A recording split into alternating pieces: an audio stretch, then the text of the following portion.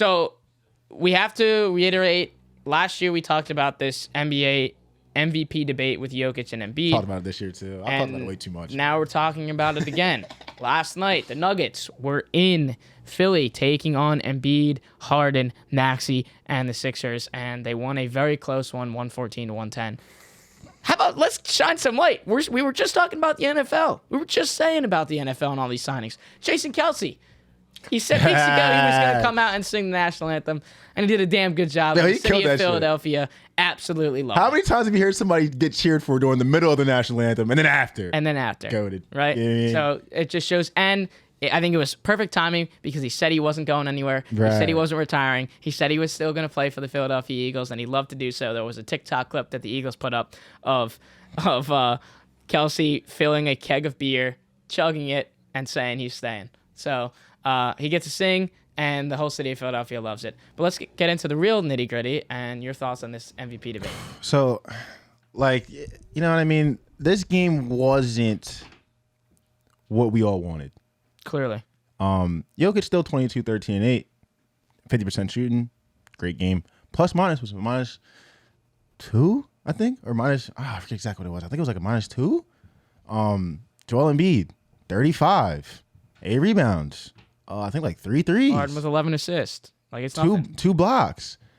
And the thing that just bothers me the most is that if you really pay attention to these ESPN broadcasts, it just seems like they're just so shaded towards the Nuggets and Jokic, and like, not like they want to win. Like, it seems like they're just more wowed by him, or they like Jokic better for whatever reason. I mean, Joel Embiid in the first half, I think at the time he had like 24 in the first half, 20 in the first half. 19. Not a lot of love for Joel Embiid. I will agree with you. There was a point in the game, and now Jokic made the one pass Jokic made was ridiculous. The one-handed bounce pass. Okay, that one was ridiculous. There was another pass after that.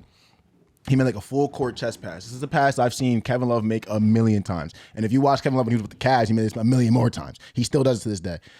Huey's like, oh my God, I just can't. Like, bro, in the first half, Joel Embiid should have stepped back in his mid buzzer beater, and they just say bang. Just give it a nice little bang, nothing else.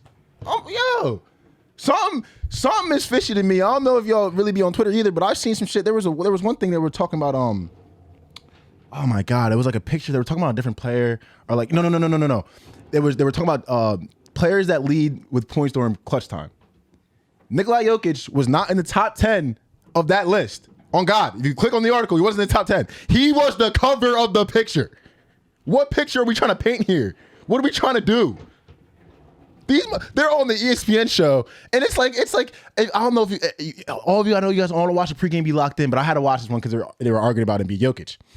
Richard Jefferson goes, I'll take Jokic, whatever. He said he's played 95% of the games. True. Very, very fair point. Very, very, very fair point. And that was, again, everyone was saying that last year, too. It's very fair. I can't dispute it. I think it's a cop-out, but I can't dispute the point. But it sounds like when that's your main argument, I think it's a cop-out. That was the argument last year, too. We play way more games. I think it's a cop-out, but whatever. Perkins goes and beat Jokic, and the next, I forget her name, she says and beat Jokic too. I'm like, you guys know it needs to be Joel Embiid, but these ESPN guys, these advanced stat guys that you walk past in the hallway every day, I know because Scott Miller told me, or telling me about his VORP, his BPN, his TS, all this stuff. You guys are like, I gotta go on TV, I gotta pick Jokic to the event. No, I just don't. The last time someone won an MVP out the 6th seed was Russell Westbrook, and he broke the triple-double record. Now, I understand he had the same amount of wins as us, but that still carries weight. We were number 3 in the East, number 2 in the East without James Harden. I don't get it. The people are talking about James Harden is going to cut down his MVP. How? Listen. If anything, he's playing better with James Harden.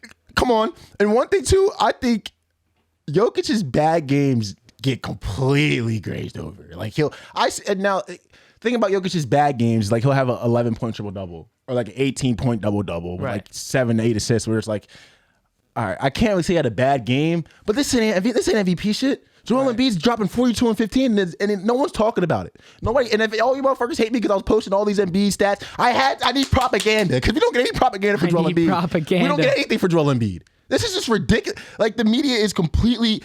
Joel Embiid was doing shit in the first half, getting bucket after bucket, and one foul here, fadeaway jumper here, and just they're giving him his props, but it just seems like just so much more calm to this shit. That Jokic will get a hook shot. Oh, there it goes. He loves that shot. He's getting to it every time. Jesus Christ, who can he get his dick back? Like, this shit to me is great. I don't know.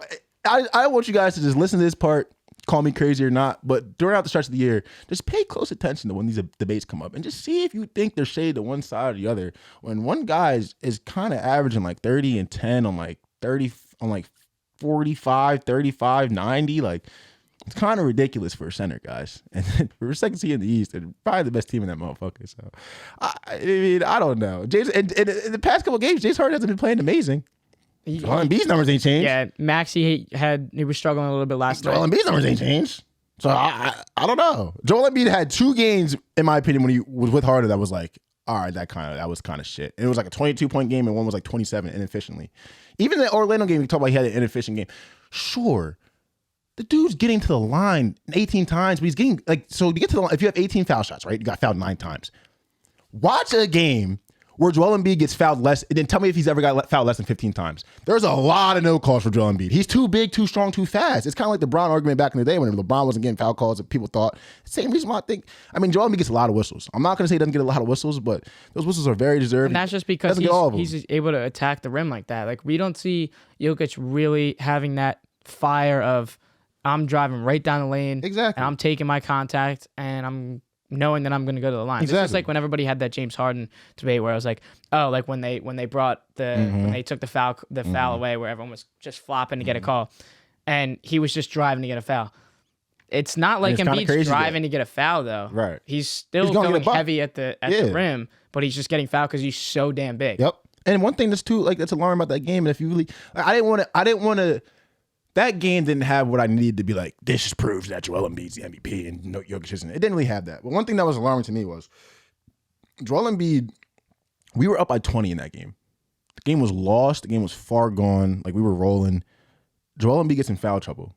He came out. And then finally, you start seeing the Jokic passes, he's getting buckets. When Joel Embiid was in the game, I think he was like just in double figures. Like, they were kind of trailing each other for a little bit. It was back and forth for a little bit. Joel Embiid came out hotter, but Jokic kind of caught up a little bit. But he was not doing what he was doing when Joel Embiid was in the game. When Joel Embiid was one-on-one with Jokic, like when Jokic had the ball, Joel Embiid's guarding him, it's one-on-one defense, one-on-one, mano-a-mano, let's get it.